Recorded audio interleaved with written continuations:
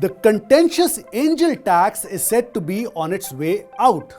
That's one of the recommendations made by the Ministry of Commerce to the Ministry of Finance in the run-up to the upcoming Budget 2024. R.K. Singh, Secretary with the Department of Promotion of Industry and Internal Trade or DPIIT has said, and I quote, "Based on consultations with startups, we have recommended the removal of the angel tax. The decision is to be taken by the Ministry of Finance. We have provided our inputs," unquote. Industry watchers are of the belief that this move is likely to bring considerable relief to both early-stage startups and their investors. How? Let's first take a look at what the angel tax really is. Angel tax is simply an income tax levied at the rate of 30.6% when an unlisted company issues shares to an investor at a price higher than its fair market value. That brings us to the question, how does one calculate the fair market value of a company? The sum total of the market value of all the tangible and intangible assets held by a startup or closely held company is its fair market value.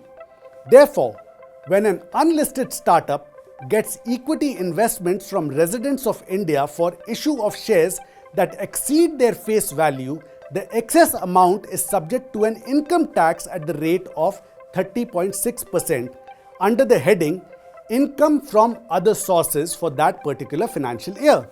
So, why was the angel tax introduced in the first place? It was introduced in 2012 in order to deter the generation and use of unaccounted money through the subscription of shares of a closely held company. Sounds fair.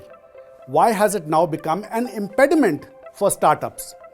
To understand that, let's look at the phrase fair market value. The angel tax becomes an additional liability on startups receiving investments above their company's fair market value. These investments are really the lifelines of early-stage startups grappling with consistent funding for survival in highly competitive marketplaces and business environments. Startups, by definition, are required to cover huge distances in their break-even journeys in a very short period of time. Constant funding, when money is being spent on market capture and customer acquisition, becomes a matter of life and death for these startups. An additional burden of 30.6% only makes things worse in an overly cutthroat competitive marketplace. If things were not bad enough, in 2023, this tax was extended to investments from non-residents as well. Some relief was provided by the government in 2019, with an exemption from this angel tax so long as the turnover of the startup was over 100 crores of rupees and the paid up capital and share premium did not exceed 25 crores of rupees.